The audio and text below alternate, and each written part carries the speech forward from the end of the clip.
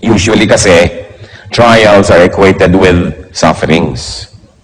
Sabi po sa Bible, sa James, the book of James, chapter 1, verses 2 to 4, "Consider it pure joy, my brothers, whenever you face trials of many kinds, because you know that the testing of your faith develops perseverance. Perseverance must finish its work so that you may be mature and complete, not lacking in anything."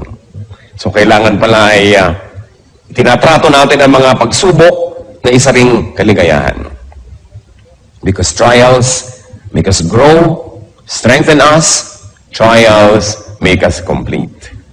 But there is another type of trial that is not suffering, but trial that is enjoyment. Yun ang hindi ko naririnig sa mga tao pag tinatanong ko sa kanilang trial yung enjoyment. At yan po ang pag-uusapan natin ngayon, enjoy.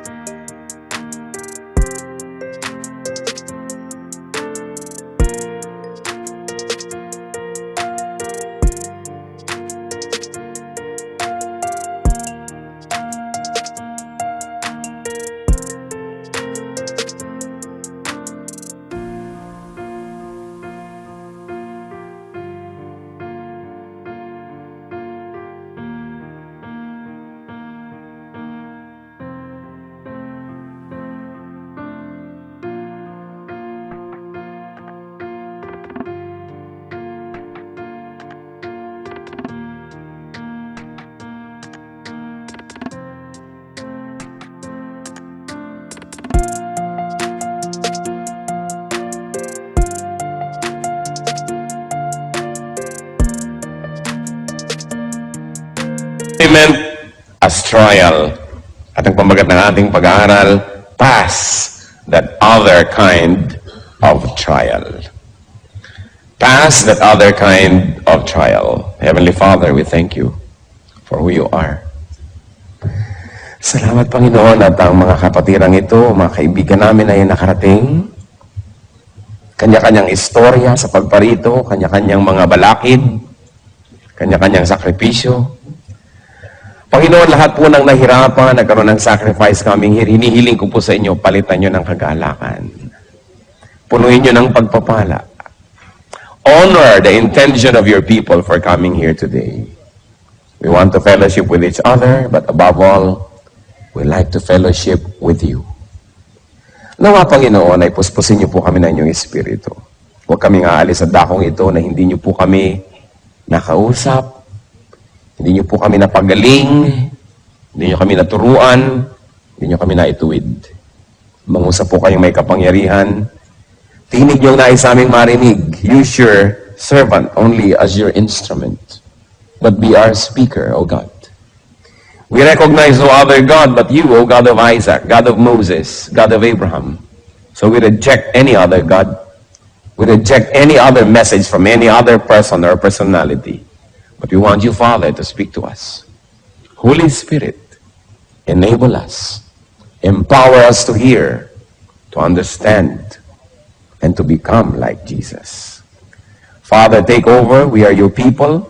We reject and rebuke all presence of evil, all work and plans of evil against this holy assembly. We reject in Jesus' mighty name. And we ask you to do your will. Let your will be done. We're confident, Father, that you hear as we ask in Jesus' mighty name. Pass that other kind of trial. And that other kind of trial is enjoyment. I'm going to talk about 8 enjoyments, 8 nice things, 8 roses that can become thorns, 8 blessings that can become curses, 8 enjoyments that can become trials. One of that, a trial that we should pass, is a trial of beauty and good looks.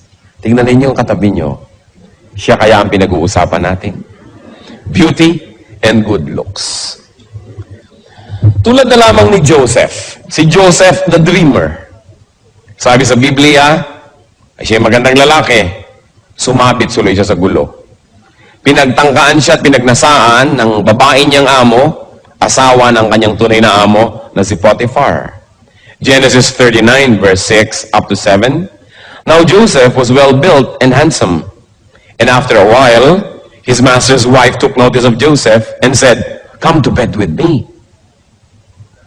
At syempre dahil si Joseph po ay makadiyos, siya'y disente, may paggalang sa kanyang among lalaki, di niya kailanman pinagbigyan ang mga panunukso ng babaeng ito. At ang babae ito naman, cannot take rejection well. So what did she do? One day, she cried rape.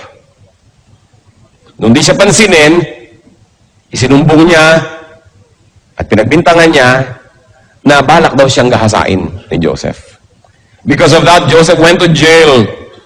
And another story deserves another telling. But the point is, kung ito ba naman si Joseph ay hindi may itsura, hindi sana napagnasaan. Kung minsan po, blessing yung hindi ka masyadong maganda. Hindi ka nare-rape.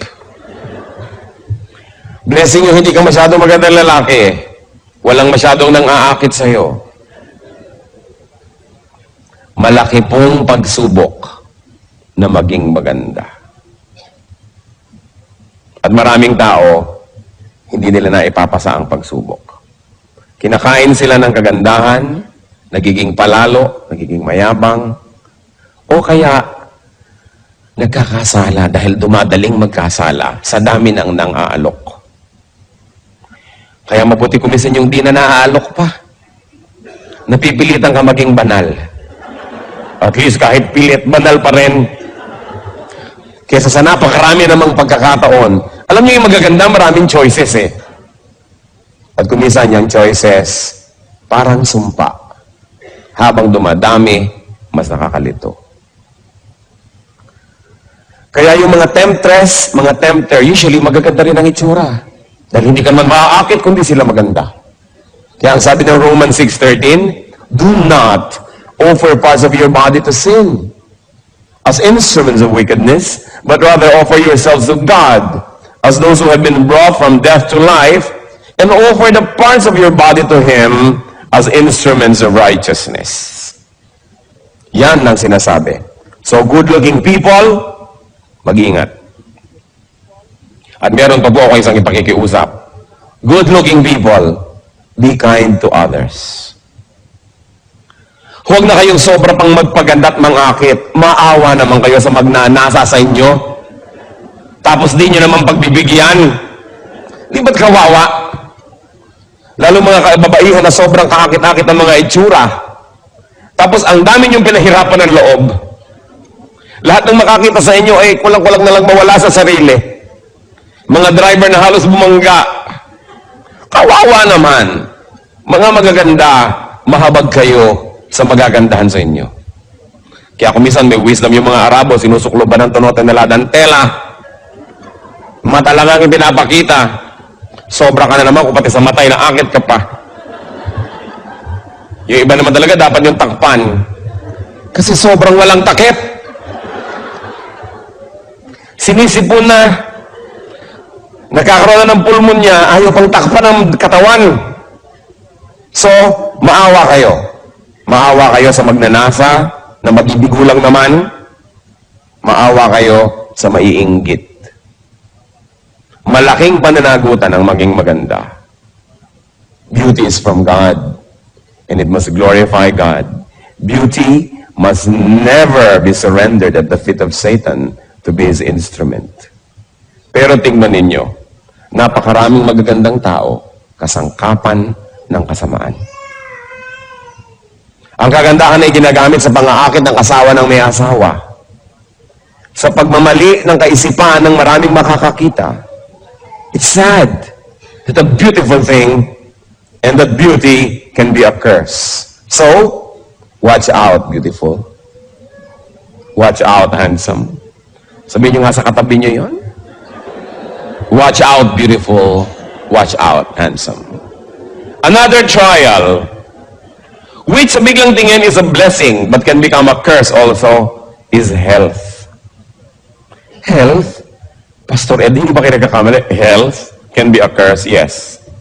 Because healthy people have so many options and choices of what to do. Katulad ng sobrang maliliksi ang mga paa, kung minsan kadadaling maghabol ng kasalanan at pumunta sa mga lugar ng kasalanan, kung yung ba naman yung nakapako sa kama at di makabangon, nagiging banal. You know, the body can do so much when you're healthy.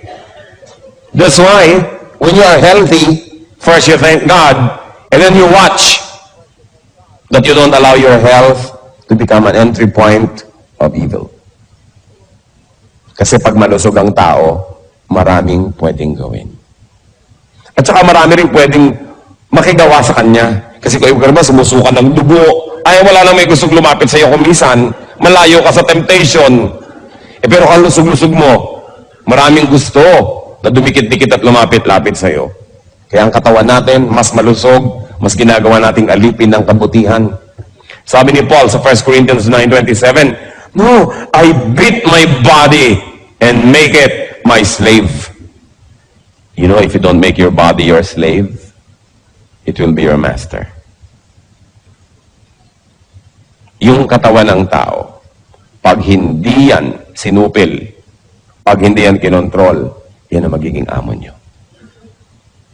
At pag ang katawan ng tao naging amo, mapapahamak ang ating kaluluwa. Kasi walang gustong gawin ng katawan, kundi katamaran, kasalanan, luho, sarap. Kawawa ang kaluluwa ng tao na yung katawan niya ang naghahari sa kanyang buhay. Kaya ang sabi ni Paul, binubugbog ko tong katawan ko na to, pinupukpok ko to, pinipilipit ko to, at ginagawa ko siyang alipin ko, sumusunod sa kagustuhan ng aking espiritu. At yan ang dapat mangyari. Kaakibat po't kasama ng health, trial din yung long life. It's a blessing to have a long life, but long life can also be a curse. Long life can also be a trial. Tingnan nyo, ang napakarami nating hinahanga ang mga bayani, maaaga kasing namatay. Si Rizal, si Bonifacio, sila Magsaysay, palibas at maaagang namatay, hindi nagkaroon ng maraming pagkakataong magkamali. Habang humahaba ang buhay, dumadami ang pagkakataon mong magkamali. Of course, dumadami rin ang pagkakataon mong gumawa ng mabuti. Kaya sinasabi natin, blessing yan, pero pwede rin niya maging sumpa. Tingnan niyo sa Don Emilio Aguinaldo, sa haba ng buhay, napakaraming naging controversies tuloy na nasangkutan, sumama sa politika, natalo ko ng pinagagawa, ang haba kasi ng buhay. Yung napakaagang nangamatay, nagmumukha tuloy yung mga perfect or nearly perfect because they did not have much opportunity to make mistakes. So, watch out, you health buff. Kung ang lusog-lusog mo, mahaba ang iyong buhay, humihingi ka sa Diyos sa mahabang buhay, gusto mong pahabain, mag-ingat-ingat ka. Sapagkat bawat buhay at bawat araw na ipinahiram ng Panginoon ay gustong agawin din ni Satan. Kung si Hitler namatay nung 11 anyos, hindi ibang-iba sana ang history ng mundo. Humaba. Kung naging 90 siya, can you imagine kung anong pwede mangyari? Ang buhay, trial yan. At kasama din ang health, isang trial, hindi lang yung long life, kundi youth. Yung pagiging bata, yung kabataan, isang malaking trial. Why? Because in the time of youth, people make the foundation for their whole lives.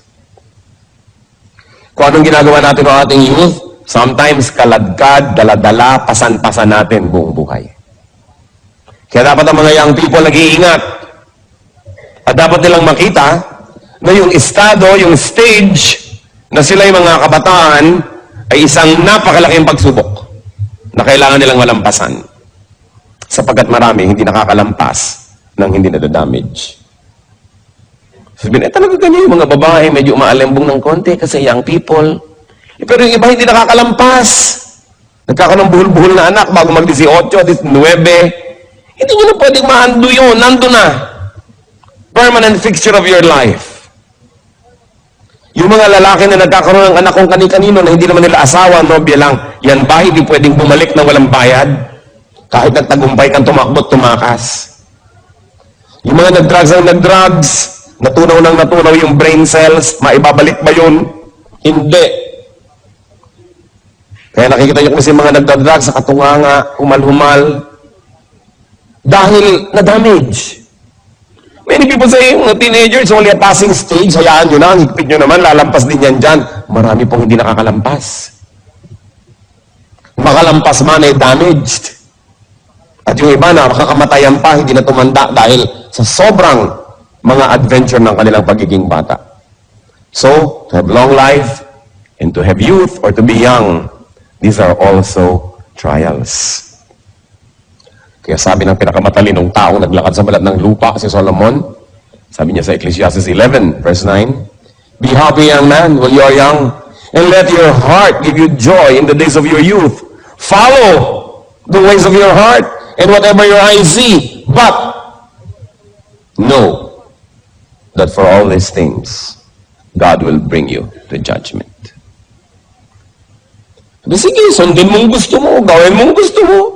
Total lang lusog-lusog mo, wala ka pang mga sakit sa bato, wala ka pang gallstone, wala ka pang mga renal stone, wala ka pang kung ano-anong stones, wala ka pang rheuma, wala ka pang mga kung ano-anong sakit ng tuhod at kasukasuan. Kaya akala mo, yung iyo ang buhay, sige, gawin mo.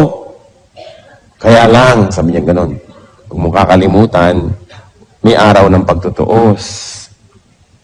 Babayaran ang dapat bayaran, pananagutan ang dapat panagutan. Kaya yung mga iba, kabata-bata pa lang, 40, 50, nanginginig-ginig na. Ito na young person, walang ginawa ko din pagkatapos ng basketball, paligo. Ayaw maniwala sa pasma. Pag nanginginig na, ay totoo pala. Sabi kasi ng doktor, walang pasma. Alam nyo, marami pang hindi alam ang medisina. Pero yung mga matatanda na nag-observe ng buhay, naturuan ng matatandang nag-observe before them, marami silang alam na dapat natin pakinggan. Science, medicine, they're all dynamic. Isa yung sinasabi ngayon, biglang bukas, ay mali pala, hindi na pala ganun, papalitan na natin. Paano kung damage ka na dahil pinaniwalaan mo mali? Kailangan pinapahalagahan natin ang payo ng matatanda. Sapagkat sila itong mahaba ang karanasan. There's nothing like experience. Kaya mga kabataan dapat makikinig. Watch out, young ones. Kasi trial ang stage na yan na kayo mga bata. May isa pang trial na sa biglang tingin blessing. Work, business, livelihood. Itong mga bagay po na ito, trabaho, negosyo, hanap buhay, isang malaking pagsubok.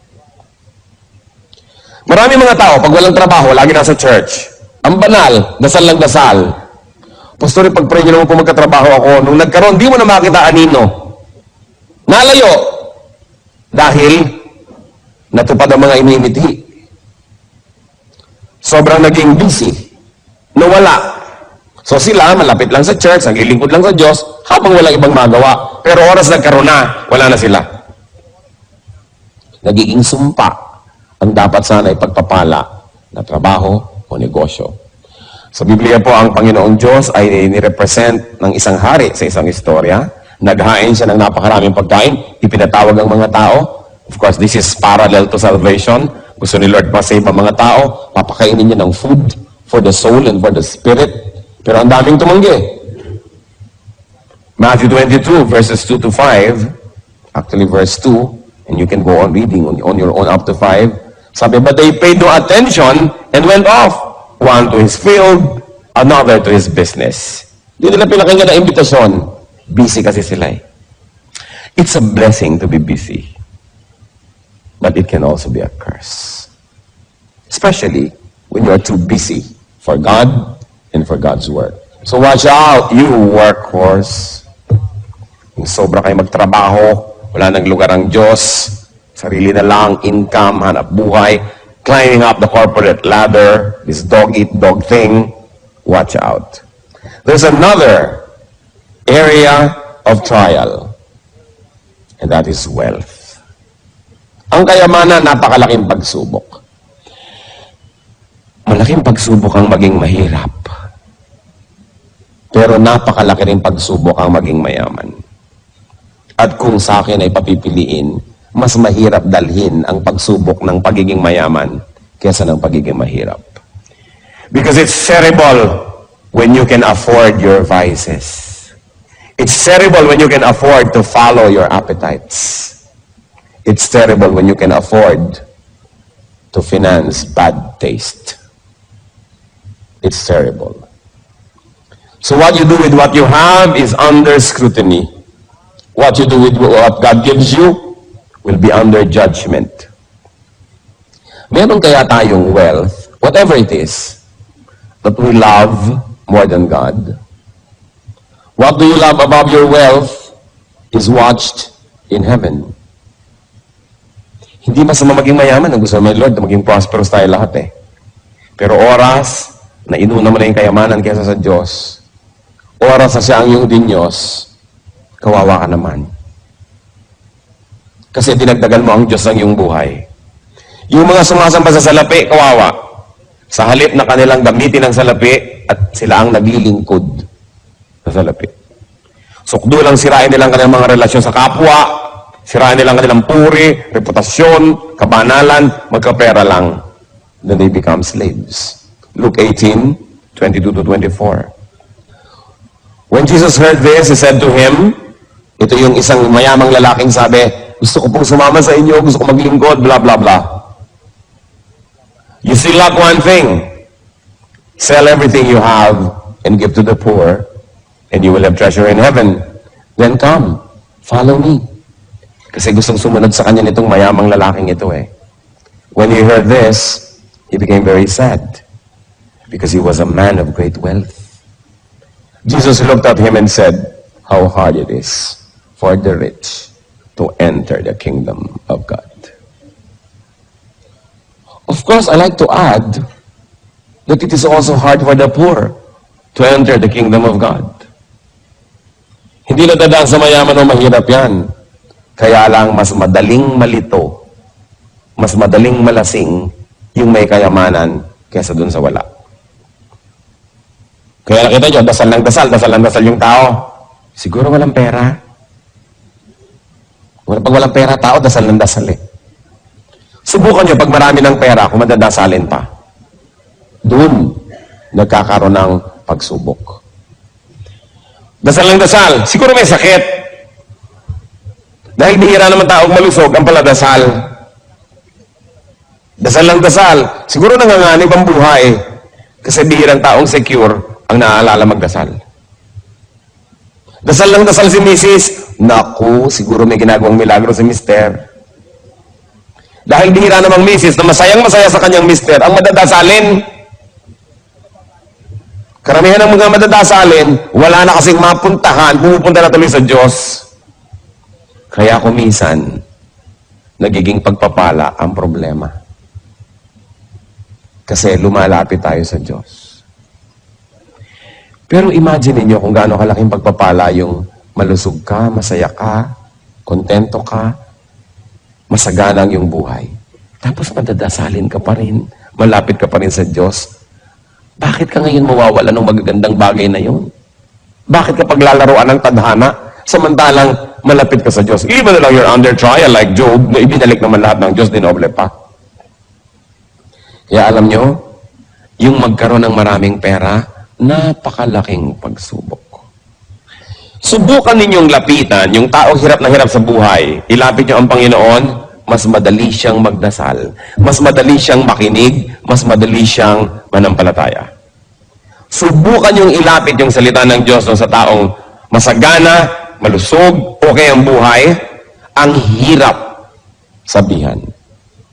Sasabihin, kung mali ang ginagawa ko, bakit ako nagtatagumpay? Bakit pa ako magbabago? Baka maiba yung feng shui ng buhay ko, malasim pa ako. Samantalang ngayon, sinuswerte naman ako sa buhay. Kaya mahirap pong kausapin yung matagumpay. Liban na lang kung yung matagumpay na yon, ang kanyang puso nasa tamang lugar, kinikilala niya na ang lahat ng tagumpay niya, bigay lang ng Diyos, hindi dahil magaling siya, hindi dahil deserve niya, then dumadaling kausap. Yung maging masagana sa buhay, malaking pagsubok yan. Blessing yan.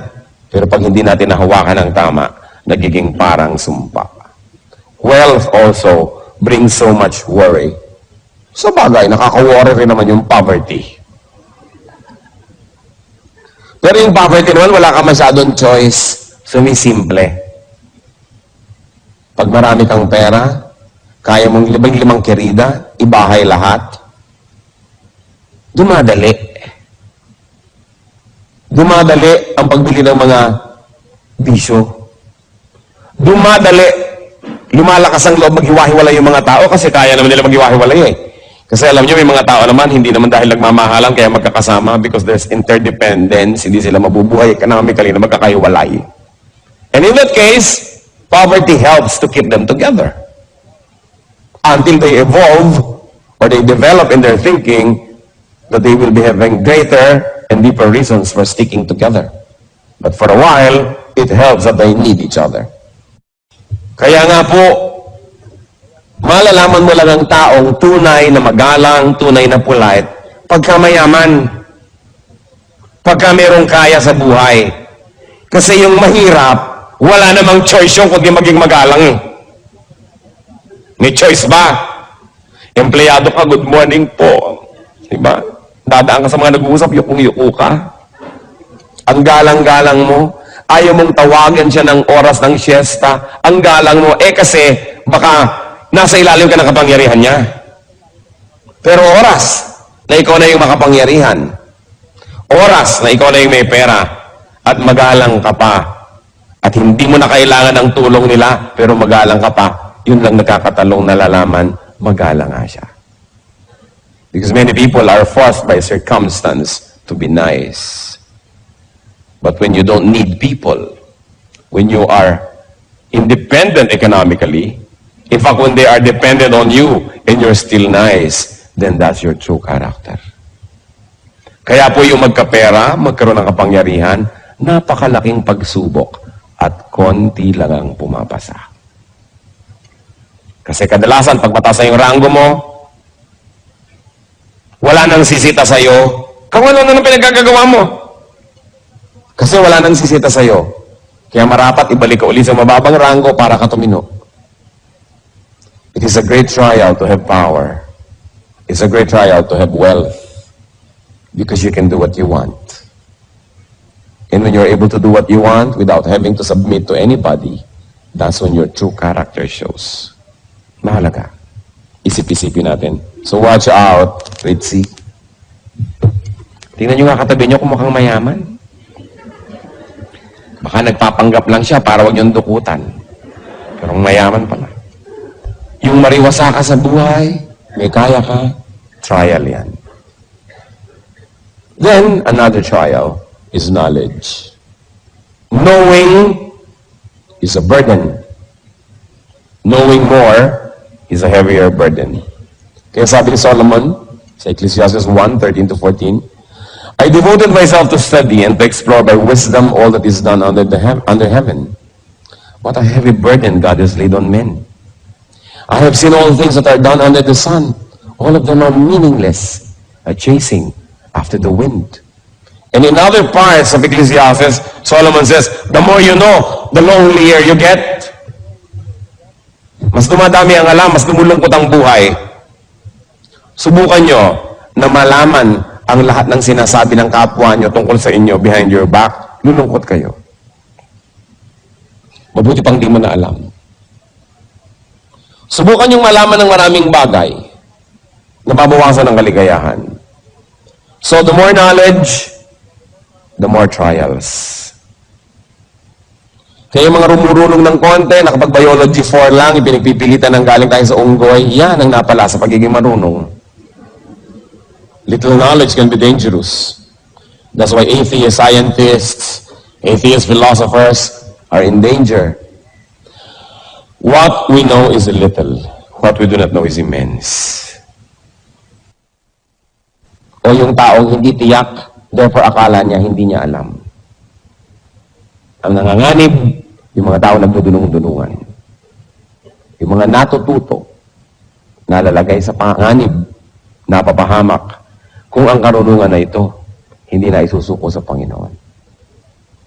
Kita ninyo, dahil sa karunungan ng tao, akala na nag-i-improve tayo, wow, pagaling ng pagaling ang tao, pagaling ng pagaling ang mga armas na nagagawa. Mabuti pa nung araw, pukpukan lang ng bato, buhusan ng kumukulong tubig ang mga gera. Kapaltos-paltosan ka lang. Ngayon, napaka-high-tech ng gera, Ang daming namamatay agad dahil sa runong. Knowledge can be a curse. So watch out, nerd.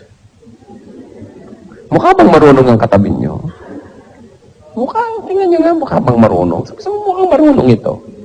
Ano yung basis natin dyan? Another trial, of course, is zest. Sigla. Love for life. Love for your vocation. Sigla. Yung meron tayong passion. Actually, maganda yan. Pero trial yan. Dahil kung saan ninyo yan i-dedicate, doon kayo mapupunta. Sabi sa Matthew 10:39, whoever finds his life will lose it. But whoever loses his life for my sake will find it. So para nasan yung zest ninyo ba? In finding God or in finding other things? What causes do you pursue? What causes do you live for? Make sure the things you live for are worth dying for. And the things you die for are worth living for. Kaya dapat pag-ingat-ingatan natin yung sigla kasi kumisan kung saan-saan napupunta. Pang-pito po na trial sa buhay, good relations. Yung meron kayong mga mapagmahal at minamahal na mga magulang, mga anak, mga asawa, kaibigan, etc., etc. Akala natin ito is lagi na lang good sa atin. They can be trials. Our loves, our affections, our involvements.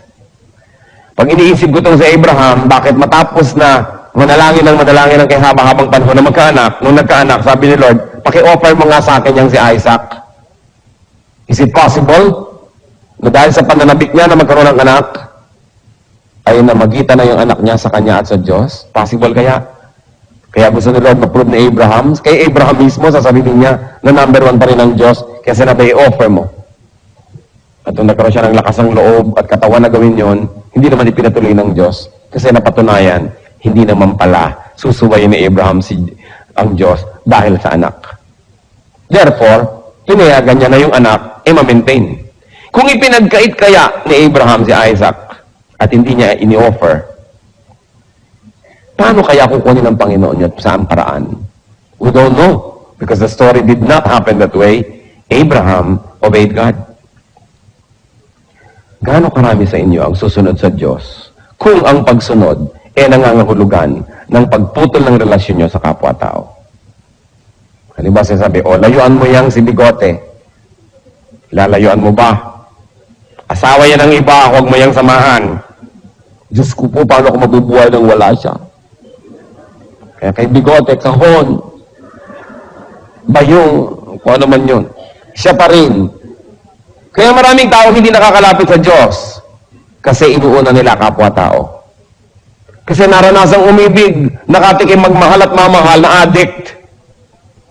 Kaya never mind my kaluluwa, never mind my kabanalan, ang mahalaga sa akin, kapwa-tao lamang.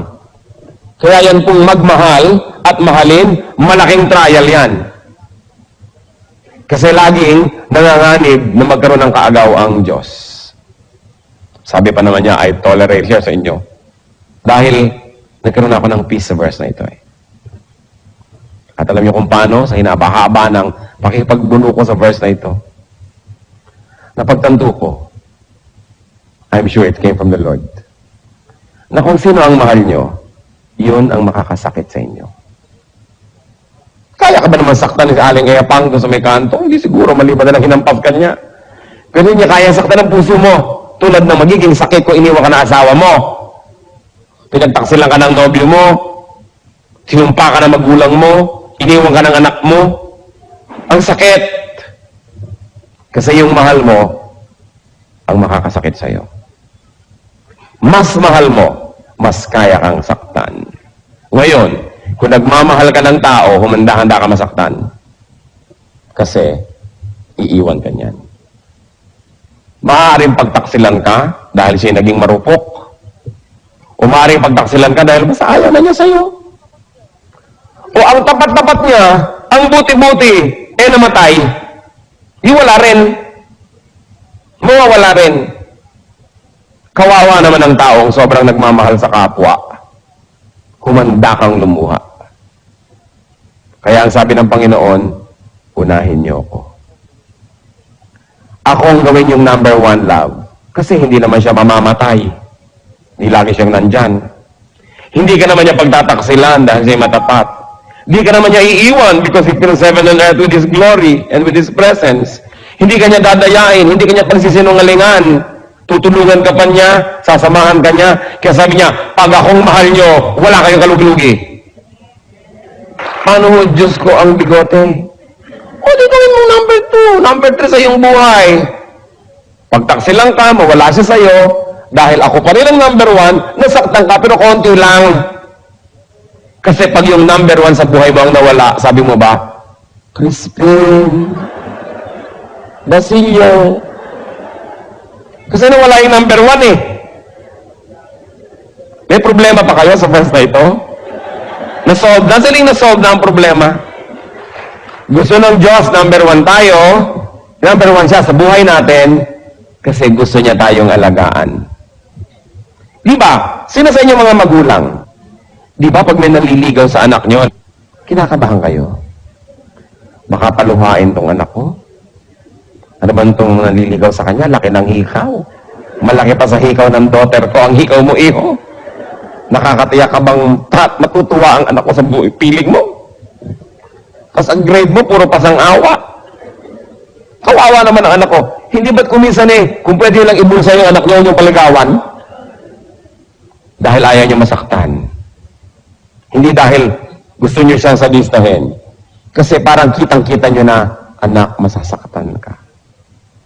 Tapos nakikita mo na hindi ka na sinusunod dahil susunod-sunod sa nobyo. Hindi na sinusunod na yung mga patakaran, nagsisinungaling na sa'yo. Kung eto na nga, number 1 na yung nobyo, hindi na ako. Kawawa naman ang anak ko. Kaya ang magulang, kung pwede lang, anak, ako na lang gawin mo number 1. Hindi kita pagtataksilan. Dito ka na lang sa atin. Magsama-sama tayo habang libing. Kung pwede lang ganunin ang anak. Kasi gusto mo i-protect. Ganon. In a much greater way, ganon tayo gustong i-protect ni Lord. Kaya sabi niya, gawin mo ko number 1. Hindi dahil sa egocentricity ko, hindi dahil sa pride ko, hindi dahil gusto ko makuha lahat ng atensyon. Kasi gusto kitang di masaktan. Magmahal ka ng iba, konti lang, wag tulad ang pagmamahal mo sa akin. Para dumating, umalis sila, mabuhay, mamatay, lumusog, magkasakit, nag-aalala ka, nasasaktan ka, pero hindi ka kayang itumba kasi yung tunay mong mahal, eto pa rin. Ang bait ng Diyos. Ang galing-galing niya. Napakahusay. So kayong sobrang magmahal sa tao, watch out, lover. Mag-ingat-ingat kayo. Lalo yung mga romantic love. Kaya maraming tumatalon sa Pasig. Dahil sa pag-ibig na yan. Pag-ibig na ligaw. Kasi nauna yung tao kesa sa Diyos. Sinong magpapakamatay kung nawalan ka ng mahal sa buhay pero number 1 mo ang Diyos? Hindi. Kaya mga nagpapakamatay dahil sa pag-ibig, alam mo, ay, nakakalungkot mang isipin, natabunan ng Diyos, nagmahal ng kapwa, ng lubos-lubos. Lampas sa kalooban at disenyo ng Diyos, napahamak tuloy. Pang-8, sana bala ko mga 100 pero tama na siguro yung 8, no? Pang-8, na trial, accomplishments. Akala nyo, trial ang kabiguan? Mas malaking trial, ang tagumpay. Accomplishments. Mas maraming nagpapakamatay na matagumpay kesa sa bigo. Mas maraming mag-asawa ang naghihiwalay na matagumpay kesa yung mga bigo. Kasi kung minsan, ang wattage mo, 10, hindi mo kaya ang 50 volts. Kasi hanggang 10 watts ka lang. Tapos dumating yung 3,000 volts, pundi ka. Kaya maraming tao pag nagtatagumpay na pupundi. Dahil malaking trial yung accomplishment. It be physical, mental, social, or spiritual success. Fame and glory can be terrible trials. Kaya akala mo ang galing-galing mo, kayang-kaya ko na to, yun ang pinakamapanganib. Sapagkat di ka na nag-iingat. Sobra ka ng overconfident. Dahil nga sa iyong accomplishments. Kaya sabi sa 1 Corinthians 10:12, so, if you think you are standing firm, be careful that you don't fall. Sapagkat halos lahat ng natumba ng di nila inaasahan na mangyayari yun. Sapagkat sobra silang naging confident. Accomplishments can make a man proud, or vain, or careless. That's why accomplishments can be dangerous. Watch out, achiever.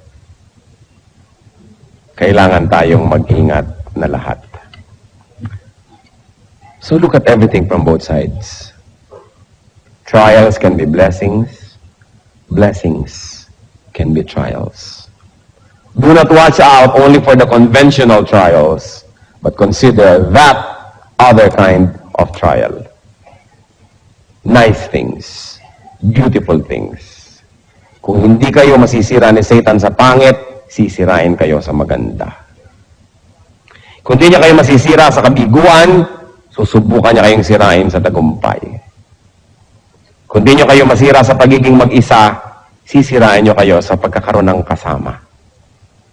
Kung hindi niya kayo masira sa pagiging mababa, susubukan niya kayong sirain sa pagiging mataas. Anong sabi sa Bible? Be sober, be watchful. The devil is like a roaring lion seeking.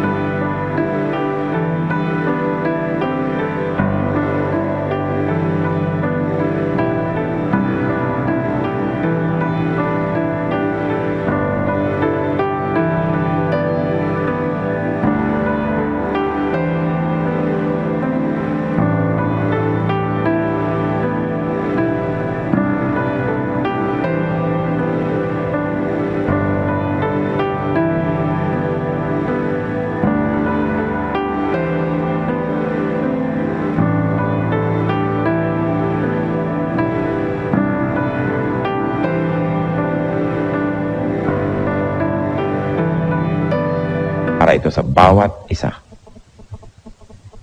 Pass that trial. Panginoon, salamat sa pagpapaalala ninyo. Salamat, napakabuti nyo sa amin. Gumagawa kayo ng mga iba't ibang paraan para kami kausapin. Salamat, Lord, binibigyan nyo kami ng pansin. Hindi man kami karapat-dapat. Ipakita nyo nga sa amin ang mga bagay na sa biglang tingin ay mabuti, subalit pag di namin binantayan, maaaring maging dahilan ng aming pagkadapa. At maaaring nagiging dahilan na ang ilan. Turuan niyo po kami. Nais kong manalangin para sa ilang tao na nakita niyo ilan, marami, maaaring lahat o isa sa mga binanggit ngayon nagiging trial sa inyo. Nais kong ipanalangin na palakasin kayo ng Panginoon. Nais kong ipanalangin na bigyan kayo ng Panginoon ng matang makita ng malinaw ang mga pandaraya ng sanlibutan. Sino man sa inyo magsasabi, yes, meron sa mga binanggit na nagiging dahilan ngayon para ako'y subukin. Nais kong malampasan, nais kong maging malakas. Hihingi tayo sa Panginoon ng pagpapala. Sino man ang magsasabi niyan, we're going to pray. Who else would like to say, Lord, you made me realize and you made me see the trials that I probably never saw clearly before. But now I like to surrender to you and to announce to you, O Lord, to say to you that I need you. Individually, brothers and sisters, kausapin niyo ang Panginoon. Narito siya. Damang-dama kong narito siya. Kausapin niyo. Humingi kayo ng lakas. Ihingi niyo ng tawad ang mga pagkakamali, pagkakasala sa mga larangang ito. Hindi kalugod-lugod sa Kanya ang ating mga kasalanan. Make this a very beautiful moment of reconciliation with God. Ihingi niyo ng tawad. I cannot do it for you. You've got to do it yourself. Sa ilang saglit, seek God's forgiveness. If you have allowed these things to deceive you, and if you have allowed Satan to succeed in other parts of your life, in silence, pray to the Lord. Salamat, Lord, sa inyo pong pakikinig sa aming mga pagtatapat, sa paghingi ng tawad sa inyo. Ayon sa panalangin ng bawat isa na nakatindig sa iyong harapan ngayon, Panginoon, igawad niyo nga po yung mayamang pagpapatawad. Igawad niyo ang iyong kabutihan, kabaitan sa amin. Pagkamat wala kaming patago at humihingi ngayon, Panginoon, ginagawa lang namin sapagkat pinangako niyong pakikinggan niyo kami. Alang-alang sa iyong mga salita at alang-alang sa iyong pag-ibig sa amin. Naglalakas loob kami, Panginoon, na humingi nang hindi naman namin ipinatago. Patawarin niyo po ang bawat isa as everybody has individually sought forgiveness. At ngayon naman, Panginoon, sa pagtayo na yung mga anak, sa pagkilala ng pagkakamali, sa pagkilala ng kahinaan, sa pagkilala ng pananagutan sa inyo, at sa pagkilala sa inyo na tanging makatutulong sa aming lahat. Tanggapin niyo po ang pagtayo na ito bilang pahiwatig, bilang pagsasaad na kami umaasa lang sa inyo. Kayo pong nakakakilala sa bawat isa na ngayon ay tumitindig at kumikilala rin sa inyo. Kayo po ang magpalakas sa aming lahat. Kayong nakaalam ng aming mga kahinaan, puspusin niyo ng inyong presensya at ang inyong kapangyarihan. Nang sa gayon ang aming mga kahinaan ay maging kalakasan namin. Kayong nakaalam ng mga kadiliman ng aming buhay, tapunan niyo ng inyong liwanag ang madidilim na sulok ng aming buhay. At kayo'y maghari doon. At kayo, Panginoon, na nakaalam ng mga ginagawa naming di ka nais-nais. Sa inyong pagpapatawad, humihingi naman kami ng kalakasan. Na ang mga ito'y matalikuran, maputol sa aming buhay. At nawa, Panginoon, ang lahat ng mga espasyo sa buhay namin na ngayon ay pinagtatanggalan namin ng mga bagay na ito, palitan niyo po ng inyong presensya.